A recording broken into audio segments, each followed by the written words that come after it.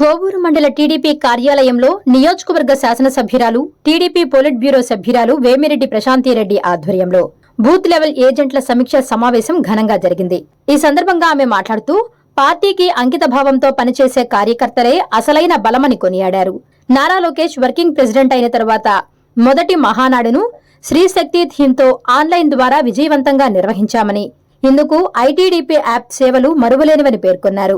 ముఖ్యమంత్రి చంద్రబాబు నాయుడు నేతృత్వంలో 24 నెలల పాలనలో సంక్షేమం, అభివృద్ధి సమాంతరంగా సాగుతున్నాయని, సూపర్ 6 పథకాలు సూపర్ హిట్ అయ్యాయని తెలిపారు. 20 ఏళ్లుగా పెండింగ్ లో ఉన్న కొల్లేరు కాలువల పనులను పూర్తి చేశామని, ధాన్యం కొనుగోళ్లను వేగవంతం చేశామని చెప్పారు. నియోజకవర్గంలో 10 కోట్లతో పంచాయతీరాజ్ రోడ్ల పనులు మంజూరయ్యాయని, అలాగే 13,000 కోట్ల పెట్టుబడులతో 23 నెలల్లో ఫ్యాక్టరీలు వచ్చేలా లోకేష్ బాబు కృషి చేశారని వెల్లడించారు.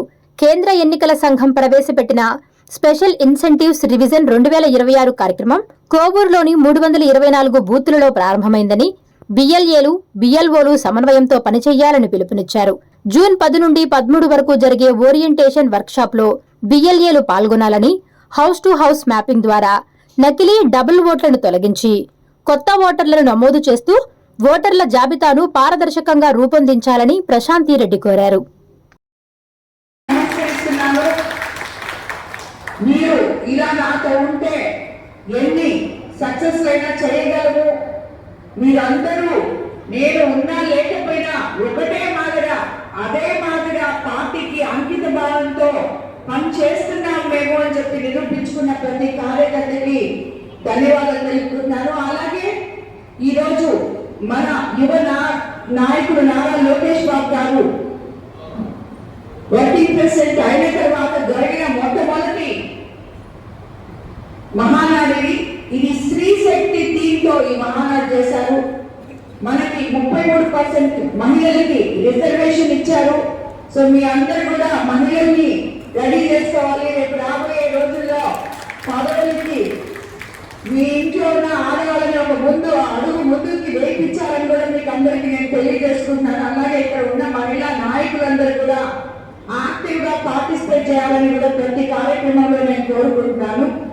ఇదొక్కటే కాకుండా మనం ఈసారి మహానాడులో పోయినసారి చెప్పుకున్నాం, ఈసారి చెప్పుకున్నాం, కార్యకర్తే అధినేత అని చెప్పి ఒక కాన్సెప్ట్ తో మన తెలుగుదేశం పార్టీ నడుస్తుంది. 44 సంవత్సరాల డిసిప్లిన్ కలిగిన ఈ పార్టీ ఈ రోజు మొట్టమొదటిసారిగా ఆన్లైన్ లో మహానాడు పెడితే మొదటి రోజు 7.5 లక్షల మంది, రెండో రోజు ఇంచుమించు 17 లక్షల మంది దీంట్లో పాల్గొని నిజంగా తెలుగుదేశం పార్టీ బలం కార్యకర్తే అని చెప్పి నిరూపించినందుకు ప్రతి కార్యకర్తకి కూడా ధన్యవాదాలు తెలుపుకుంటున్నాను.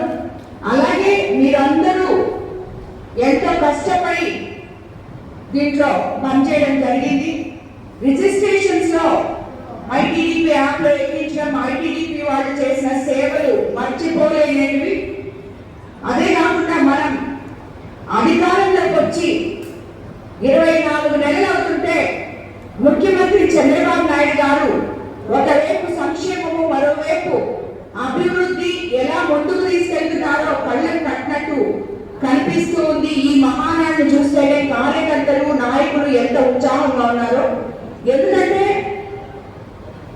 నిజమైన కార్యకర్త కానీ ఎక్కడైనా నాయకుడు కానీ అసంతృప్తితో ఉంటే ఈ మహానాడిని ఇంకా సక్సెస్ చేయలేరు. ఇది ఎవరో బలవంతంగా చేయించింది కాదు. ఇది అక్షరాల కార్యకర్తల మనసులో నుంచి మన పార్టీ మనకు అండగా ఉంది, మనం పార్టీకి అండగా ఉండాలి అని చెప్పి నిర్ణయం తీసుకొని జరిపిన మహానాడు ఇది. ఎందుకంటే మనం చెప్పుకున్న విధంగా సూపర్ 6 పథకాలు అక్షరాల సూపర్ హిట్ చేస్తున్నాం. ఏదైతే 1వ తేదీ ఇప్పుడు 24 నెలల నుంచి పెన్షన్లు అవ్వాతాతలకి 3,000 నుంచి 4,000 ఇస్తున్నాం. డిజేబుల్డ్ వాళ్ళకి 15,000 ఇస్తున్నాం. అలాగే దివ్యాంగులకి 6,000 ఇస్తున్నాం. తల్లికి వందనంలో ఎంతమంది పిల్లలు ఉంటే అంతమంది పిల్లలకి మనం తల్లికి వందనం ఇస్తున్నాం.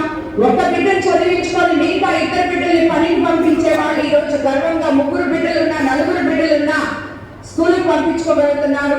అలాగే అన్నదాత సుఖీభవ కింద ప్రతి ఒక్క రైతుకి కూడా ఆదుకోవడం జరిగింది. గవర్నమెంట్ దీనివల్ల అదే కాకుండా 20 సంవత్సరాల నుంచి తవ్వని కాలువలన్నీ ఈ రోజు మనం నీటి సంఘ అధ్యక్షులైతేనేమి మనమైతేనేమి తవ్వుకొని కాలువలన్నీ కలకలాడుతూ ధాన్యం పండగానే 24 గంటల్లో కొనుగోలు కేంద్రాల ద్వారా ధాన్యాన్ని కొలుచుకొని మీ అకౌంట్లలో అమ్మాయిలతో సహా డబ్బులు వేయాల్సిన మొట్టమొదటి ప్రభుత్వం ఈ తెలుగుదేశం ప్రభుత్వం. మీకు తెలుసు, గత ప్రభుత్వంలో 3 నెలలు 6 నెలలు కూడా డబ్బులు కూడా వచ్చేది లేదు, గిట్టుబాటు ధరలు లేవు. అలాగే రైతులు ఎరువులు లేక ఎంతో ఇబ్బంది పడ్డారు. ఈ రోజు అలా కాదు, ఒక కార్డు ఇచ్చి ఎకరాకి 3 బస్తాల లెక్కన రైతులకి యూరియా కూడా మనం ఇస్తున్నాం. అదేవిధంగా 3 సిలిండర్లు అర్హత ఉన్న ప్రతి ఒక్కరికి ఇచ్చాం. P4 కింద ఇంకా వీళ్ళు ఇప్పుడు ప్రతిపక్ష పార్టీ వాళ్ళు ఇప్పుడే ఈ రోజు చేస్తున్నారు. మీరందరూ మీకు అందరికీ తెలిసే ఉంటుంది, అన్ని దగ్గర చేస్తున్నారు. 2 సంవత్సరాలకి వెన్నుపోటు దినము అని. దేనికి వెన్నుపోటు దినం చేస్తున్నారో వాళ్ళకే తెలియాలి. వాళ్ళు చేసిపోయిన మోసాలు ద్రోహాలు అన్ని కాదు ప్రజలకి. ఈ రోజు ప్రజలు ధైర్యంగా సుభిక్షంగా ఉన్నారు ప్రతి ఒక్క అంశంలో కూడా. అలాగే ఇప్పుడు మనము ఒక్కటి ఇంకా మిగిలింది మనకి, ఆ దానికి కూడా P4 విధానంలో 2 లక్షల కుటుంబాలు, బంగారు కుటుంబాలు సుమారు 50,000 లక్ష P4 విధానంలో వాళ్ళు లబ్ధి పొందే విధంగా చేశాం మనం. ఈ 1,500 దానికి మనం అటాచ్ చేయడం జరిగింది P4 విధానంలో. అవే కాకుండా నిరుద్యోగ యువకులకు నాడు నారా లోకేష్ బాబు గారు యువతకి మేము అండగా ఉంటాం, 20 లక్షల ఉద్యోగాలు మనం రేపు 5 సంవత్సరాలు అయిపోయేలాగా ఇస్తామన్నారు. ఆల్రెడీ 6 లక్షల ఉద్యోగాలు ఇచ్చారు. మనకి 23 నెలల్లో 23 లక్షల కోట్ల పెట్టుబడులు మన రాష్ట్రానికి తీసుకొచ్చారు ముఖ్యమంత్రి చంద్రబాబు నాయుడు గారు, నారా లోకేష్ బాబు గారు.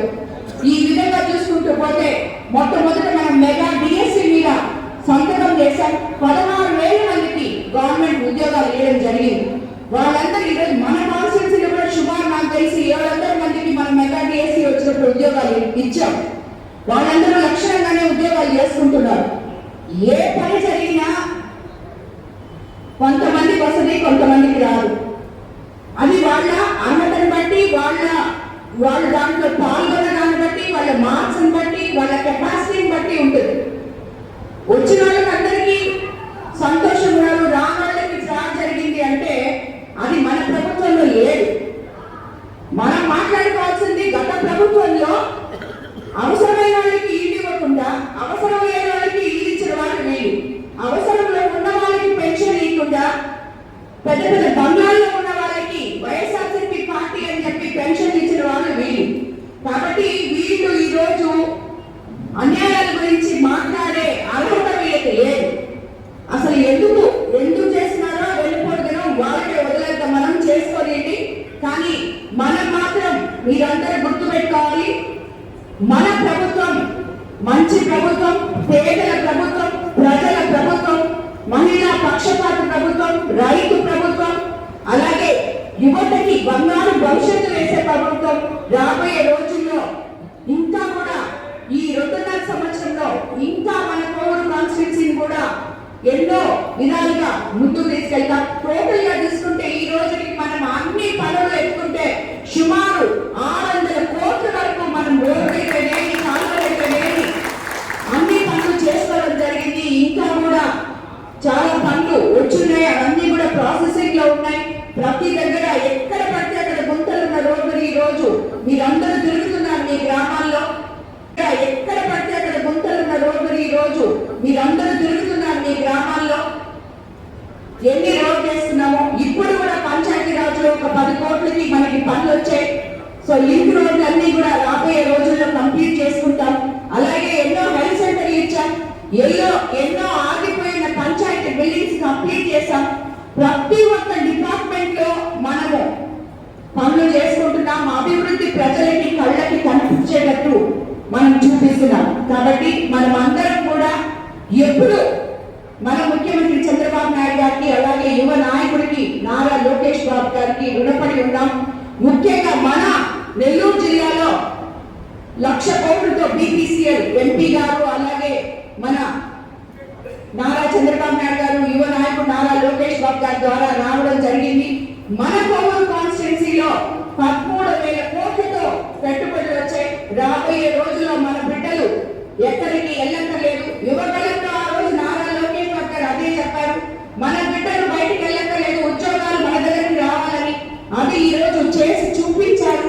అది మన కాన్స్టిట్యున్సీ దానికి ఎగ్జాంపుల్ అని కూడా నేను మీకు అందరికీ తెలియజేసుకుంటాను. ఎందుకంటే 30 సంవత్సరాల నుంచి పక్కన పడిపోయిన ఈ కిసాన్ సెస్ ని కదలిక తీసుకొచ్చి ఈ రోజు 13,000 కోట్లు 23 నెలల్లో ఫ్యాక్టరీలు తీసుకురావడం అంటే అది చిన్న విషయం కాదు. ఇవన్నీ కూడా ప్రతి ఒక్కరూ గుర్తు పెట్టుకోవాలి. యువత అంతా కూడా కలిసి రావాలి అని చెప్పి మీకు అందరికీ నేను తెలియజేసుకుంటున్నాను. ఇవన్నిటికన్నా ముందు మరోసారి మీకు అందరికీ మహానాడుని కోవూరు కాన్స్టిట్యున్సీలో సక్సెస్ చేసిన ప్రతి కార్యకర్తకి ధన్యవాదాలు తెలుపుకుంటున్నాను. శిరస్సు వచ్చి నమస్కరిస్తున్నాను. ఇవన్నిటికన్నా ముఖ్యంగా మనకి ఇంకొకటి కూడా ఉంది, అది సార్ ఇక్కడ అది నాకు కొత్తగానే ఇక్కడ ఉన్న రాజకీయ నాయకులకి ఎవరికి అది కొత్త కాదు. ఎందుకంటే ఓటరు నమోదు కార్యక్రమం ఇప్పుడు మొదలు పెట్టాం. మనము ఎన్నికల సంఘం ప్రవేశపెట్టిన స్పెషల్ ఇంటెన్సివ్ డివిజన్ 2026 కోవూరు నియోజకవర్గంలో ఆల్రెడీ 324 బూతులు ఉన్నాయి. అది మీకు అందరికీ తెలుసు. బిఎల్ఏలు అంటే బూత్ లెవెల్ ఏజెంట్లు, అలాగే బిఎల్ఓలు బూత్ లెవెల్ ఆఫీసర్లు అందరూ కలిసి ఇద్దరు కలిసి సమన్వయపరచుకొని ఆ లోకల్ నాయకుడు గ్రామ పార్టీ అధ్యక్షుడు కానీ, అక్కడ ఉన్న క్లస్టర్ ఇన్ఛార్జ్ కానీ, అలాగే గ్రామ పార్టీ కార్యదర్శి అధ్యక్షులు, booth level officer, booth level ఏజెంట్లు అందరూ కలిసి ప్రతి ఒక్కరు కూడా ఈ ఓట్ అనేది మనకి ఎంత ముఖ్యమో మీకు అందరికీ తెలుసు. మనమేం పోరాటం చేయట్లేదు, వాళ్ళు గమ్ముకున్నారు, కానీ దొంగతనం చేయడానికి రెడీగా ఉంటారని చెప్పి ప్రతిపక్షాల వాళ్ళ గురించి మీకు అందరికీ తెలుసు. కాబట్టి మీరందరూ కూడా జూన్ 10 నుంచి 13 వరకు ఎలక్షన్ రిజిస్ట్రేషన్ ఆఫీసర్ నిర్వహించే ఓరియంటేషన్ వర్క్ షాప్ లో కూడా బిఎల్ఏలు పాల్గొంటారు. ప్రతి పోలింగ్ బూత్ పరిధిలో ఉన్న ఓటర్ల జాబితాని జాగ్రత్తగా పరిశీలించుకోవాలి. ఎందుకంటే ఇందులో చనిపోయిన వాళ్ళ ఓట్లు ఉంటాయి, అలాగే నకిలీ ఓట్లు ఉంటాయి, డబుల్ ఓట్లు ఉంటాయి. ఇవన్నీ కూడా ప్రతి ఒక్క బూత్ ఏజెంట్ కూడా జాగ్రత్తగా చూసుకోవాలి. హౌస్ టు హౌస్ మ్యాపింగ్ చేసుకుంటూ పోవాలి. ఆ ఇంట్లో కొత్తగా పెళ్ళై వచ్చిన కొత్త పౌరులు ఉంటారు, లేదు పిల్లలు చదువుకొని ఉద్యోగాలు చేసి బయటికి పోయి ఉంటారు.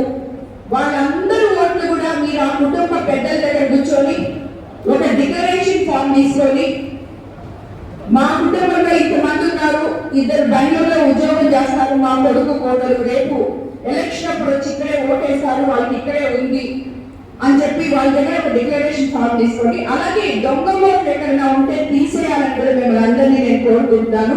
దీనికి ప్రతి నాయకుడు, ప్రతి కార్యకర్త, ఇది మనకి రాబోయే రోజుల్లో ఎంత అవసరమో ఒక్క ఓటు కూడా మీకు అందరికీ తెలుసు. ఎన్నో దగ్గర 10 ఓట్లతో 6 ఓట్లతో ఇలాంటి దగ్గరలో కూడా చాలా ఇబ్బందులు జరుగుతుంటాయి, స్థానిక సంస్థల్లో కానీ మెయిన్ ఎలక్షన్స్ లో కానీ. కాబట్టి ప్రతి ఒక్క ఓటు మనకి అవసరమే, అది గుర్తుపెట్టుకోవాలి. బూత్ లెవెల్ ఏజెంట్స్ అని చెప్పి నేను మీకు అందరికీ తెలియజేసుకుంటున్నాను. అలాగే గ్రామ పరిధిలో, యూనిట్ పరిధిలో నాయకులు అందరూ సమన్వయం చేసుకోవాలి. ఓటు ఎక్కించేటప్పుడు ఎక్కడ ఒక గ్రామంలో 2 గ్రూపులు ఉన్నాయి అని చెప్పి ఓట్లని వేస్ట్ చేసుకోబాకండి. ఇక్కడ మీకు అందరే చెప్తున్నాను, గ్రామాల్లో 2 గ్రూపులు పెట్టుకుంటే ఏమవుతుందంటే 3వ వచ్చి దాంట్లో దూరుతాడు. అర్థమైందా? అందుకని గ్రూపులున్నా మనకంతా ఒకటే పార్టీ. మీరందరూ ఎమ్మెల్యేకే పనిచేస్తున్నారు కదా, పార్టీకే పనిచేస్తున్నారు కదా. కాబట్టి మన ఓటు పాలికుండా రక్షించుకునే బాధ్యత మీదని చెప్పి నేను మీకు అందరికీ తెలియజేసుకుంటాను. ప్రతి ఒక్కరూ దీంట్లో చాలా లోతుగా వెళ్ళి పనిచేయాలని బూత్ లెవెల్ ఇన్ఛార్జీని అందరినీ నేను కోరుకుంటాను. అలాగే బలహీనమైన బూతులను గుర్తించి వాటిపై ఎక్కువ శ్రద్ధ చూపించాలి. నాకు తెలిసి మనకి అంత ఎక్కువ బలహీనమైన బూతులు లేవని నేను అనుకుంటున్నా. అయినా కూడా చాలా శ్రద్ధ తీసుకొని వాటిలో ఉన్న దొంగ ఓట్లు తీసేసి, ఎందుకంటే మీకు తెలిసి ఇంతకు ముందు చాలా మంది చాలా ఎక్కించున్నారు దొంగ ఓట్లు, అవన్నీ తీసేసి నిజమైన ఓట్లని దాంట్లో ఉండేలా చూసుకోవాలి. అలాగే డోర్ టు డోర్ ఓటర్ పరిశీలనకి బూత్ లెవెల్ వాళ్ళు ఏజెంట్స్ వెళ్ళాలని చెప్పి కూడా నేను మీకు కోరుకుంటున్నాను. అది మీరు కొత్త ఓటు హక్కు వాళ్ళని మోటివేట్ చేయాలి. సెప్టెంబర్ 20 నాటికి తుది జాబితా వస్తుంది. ఐటీడీపీ సభ్యులు సోషల్ మీడియాలో యాక్టివ్ గా ఉండాలి. అలాగే అందరూ మై టీడీపీని యాప్ వినియోగించుకోవాలి. కాబట్టి మీరందరూ కూడా కూటమి ప్రభుత్వం 2 ఏళ్ల పాలన అందరికీ కూడా ప్రచారం చేయాలి. మనం ఇంతవరకు ఏం చేసి ఎందుకంటే 82 పంచాయతీలు, కోవుల 20 వార్డులు, బుచ్చుల 20 వార్డులు ఉంటే ప్రతి దగ్గర మనం అభివృద్ధి పనులు చేస్తున్నాం. అది మీకు అందరికీ తెలుసు. అది ప్రజలకు కళ్ళకి కనిపిస్తున్నాయి. నాయకులు చేయాల్సింది అక్కడ ఇంకా ఏమైనా మిగిలిపోయిన పనులు ఉన్నాయా, ఆ వార్డులో ఏం చేయాలి, ఏం చేయగలమా చూసుకొని మీకు అందరికీ కూడా చెప్తున్నాను. ఎవరైనా సరే నా దగ్గరకు వచ్చి ఆఫీస్కి రావచ్చు. ఇక్కడున్న క్లస్టర్ ఇన్ఛార్జీలు, మండల పార్టీ అధ్యక్షులు, గ్రామ పార్టీ అధ్యక్షులు, కార్యదర్శులు, బూత్ లెవెల్ ఇన్ఛార్జీలు, అలాగే కన్వీనర్లు, కో కన్వీనర్లు, ప్రతి నాయకుడికి ఒక మండల పార్టీ అధ్యక్షుడే వచ్చి నా దగ్గర చెప్పాలని లేదు. ప్రతి నాయకుడు రావచ్చు, మీ ఊళ్ళో సమస్యలు చెప్పచ్చు, వాటిని రెక్టిఫై చేసుకోవచ్చు. ఇప్పుడు 100 సార్లు చెప్పాను, నేను తీసుకొని 100 సార్లు చెప్పాను, మళ్ళీ కూడా చెప్తున్నాను. ఎవరైనా కూడా మేడం దగ్గరికి పోయేదానికి మాకు తెలియదు, నేను అడిగాను మేడం, విజయనని అడిగాను, గోపాలని అడిగాను, సుధాకర్ అడిగాను, ఇది వద్దు, మీరు రాండి అమ్మ, మేము చాలా ఊరు, మా ఊళ్ళో ఈ ప్రాబ్లం ఉందని చెప్పండి. డబ్బులు మా పరిస్థితులు బట్టి వెంటనే చేస్తాం. ఒకవేళ చేయకపోతే ఎందుకు చేయాలో మళ్ళీ వచ్చి కనుక్కోండి. నిజమైన నాయకులు, ప్రజలకి అండగా ఉన్న నాయకులు, ప్రజల సమస్యలు తీర్చాలి అనుకునే నాయకులు పద్ధతి ఇది. కాబట్టి ఆ పద్ధతిలో ప్రతి నాయకుడు నడవాలని చెప్పి నేను కోరుకుంటున్నాను. ఎందుకంటే నేనే అంతే, ఎమ్మెల్యేలైనా ఏం పెద్ద ఎక్కువ అతిథులు కాదు. 10 సార్లు సీఎం గారి దగ్గరికి, 10 సార్లు మినిస్టర్ల దగ్గరికి తిరిగితేనే ఒక పని అవుతుంది. కాబట్టి నేను ఎలా తిరుగుతానో మీరు కూడా అలాగే తిరగాలి. పని కావాలి అనుకుంటే తిరిగైనా సరే ఆ పని చేయించుకోవాలి, మిమ్మల్ని నమ్ముకున్న మీ దగ్గర ఉన్న మీ ఊళ్ళో ఉన్న ప్రజలకి. కాబట్టి ఇవన్నీ కూడా గుర్తుపెట్టుకొని ఇక్కడ ఉన్న ప్రతి కార్యకర్త కూడా ఈ ఓటరు ఈ సహకరణ దీన్ని మాత్రం మేము కూడా ఉన్న మీలాగే క్లాసులు పోయొచ్చాం, క్లాసులు ఇదేసి వచ్చాం అందరము. సో మీరు కూడా ఈ రోజు ఎందుకు నేను మీకు ఇంతసేపు చెప్తున్నారంటే ప్రతి గ్రామంలో ఓటు మీద ఆ గ్రామ నాయకుడు ప్రత్యేక దృష్టి పెట్టాలని చెప్పి నేను మిమ్మల్ని అందరినీ కూడా కోరుకుంటున్నాను. అలాగే కోవూరులో వార్డు నాయకుడు, వార్డులలో ఎవరైతే ఆ వార్డు అధ్యక్షులు ఉన్నారో, కార్యదర్శులు ఉన్నారో ఎక్కువ పడలేదు. రోజు పొద్దున కొంచెం పైకి, సాయంత్రం కొంచెం, మీ పనులు పక్కన పెట్టేసుకోండి, నేను పని చేయమని ఎప్పుడు చెప్పను. కొంచెం పొద్దున సాయంత్రం మీ ఓటరు నమోదు కార్యక్రమం పూర్తయ్యేదాకా మీ సమయం వెచ్చించి, అవతల వాళ్ళు మనకి సరైన వాళ్ళు కాదు కాబట్టి దొంగ ఓట్లు ఎక్కించకుండా మన ఓట్లు తీసేయకుండా వాళ్ళు ఏదైనా చేయగలరు. సో మనం అలా కాకుండా న్యాయబద్ధంగా మన ఓట్లు మనకు ఉండేటట్టుగా, ప్రతి ఓటు దాంట్లో ఎక్కేటట్టుగా ప్రతి కార్యకర్త, ప్రతి నాయకుడు దాంట్లో ఇనిషియేటివ్ తీసుకోవాలి. అలాగే మన ప్రభుత్వం చేసిన మంచి పనులు కూడా మీరు వెళ్ళినప్పుడు ప్రతి ఒక్కరికి వివరించాలని కూడా మీకు అందరికీ నేను తెలియజేసుకుంటూ మరోసారి ఈ రోజు ఇక్కడ సమావేశమైన ప్రతి నాయకుడికి, కార్యకర్తకి ధన్యవాదాలు తెలుపుకుంటున్నాను. Please subscribe SS News AP.